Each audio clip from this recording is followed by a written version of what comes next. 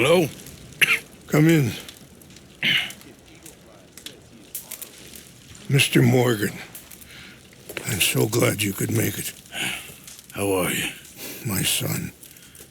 My son is foolish, but he's still my son. I know your son. A little. He's very brave. Very angry. He's me. How is your father?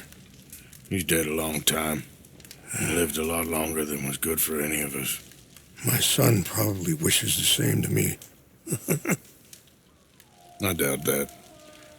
I want peace. I need my people to be safe. All my life I've tried to bring peace. But I love my son. They'll hang him for treason. Treason. He is the chief son of a proud nation. How could he commit treason? People who have lied to my people for 100 years or more, that's treason. Well, what should I do? I don't think there's much chance reasoning with Colonel Favors. No. And any chance we had, your friend, Mr. Vanderland, has ensured relations between us and the Army are worse than any point in the last 5 years. I'm sure he means well. But matters are more complex than he understands.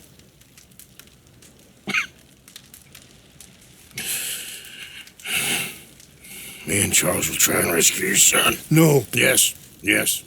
I ain't got much to lose, and you got... I'm doing this. Charles! Where are you? Come on, let's go. We need to get his son back, of course.